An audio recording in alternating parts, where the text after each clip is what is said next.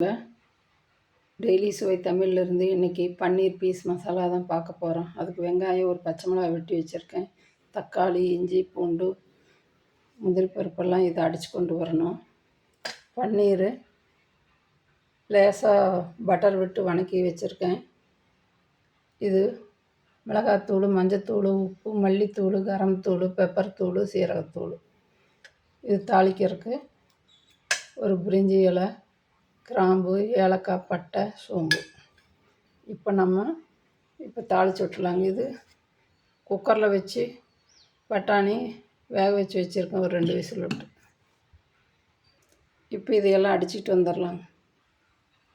இப்போ அடுப்பில் கடாய் வச்சு அதில்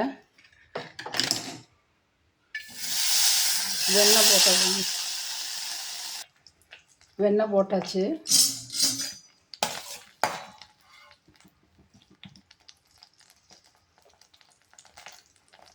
இது கொஞ்சம் உருகட்டும். எண்ணெய் உருகிருச்சு. இதெல்லாம் போட்டுடலாங்க.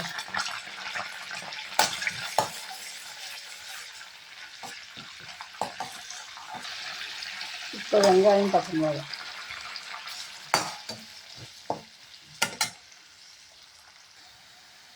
இப்போ அரைச்சி வச்ச மசாலாவை போட்டேன்.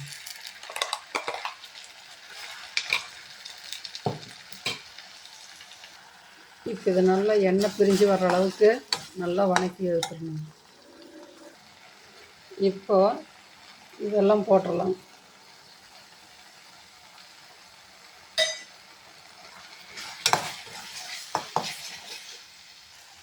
இப்போ இது கொஞ்சம் நல்லா வணங்கி வரணும்.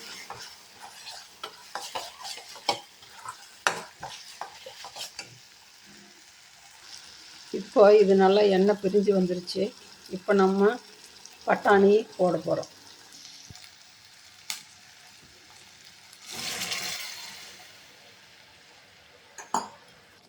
பட்டாணி போட்டாச்சு. இது கொஞ்சம் நல்லா வேகணும். குக்கரில் வச்சு வெந்து போச்சு. அதனால் கொஞ்சம் இந்த மசாலாவோடு வெந்தால் தான் கொஞ்சம் நல்லா டேஸ்ட்டாக இருக்கும். இது கொஞ்சமாக தண்ணி ஊற்றி வேக விட்டுறலாம்.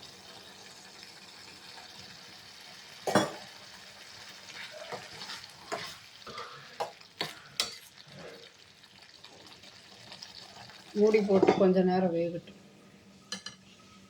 இப்போ கொஞ்சம் சுகர் சேர்த்துறேன். இந்த இனிப்பு சுவைக்காக கொஞ்சமாக போட்டால் போதும். லைட்டாக பட்டரில் வணக்கி வச்சுருக்கிறேன். இதை இப்போ இந்த பன்னீர் இதுக்குள்ளே போட்டுருவோம். பன்னீரை போட்டாச்சு.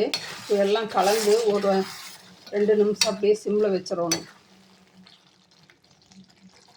இப்போ கொஞ்சமாக கஸ்தூரி மேத்தி,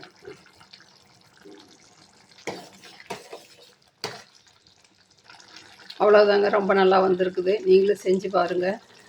லைக் பண்ணுங்கள், ஷேர் பண்ணுங்கள், சப்ஸ்கிரைப் பண்ணுங்கள். மறக்காமல் சப்ஸ்கிரைப் பண்ணுங்கள். அப்படியே ஆல் பட்டனையும் போட்டிங்கன்னா நீங்கள் எல்லா வீடியோவும் பார்க்கலாம்.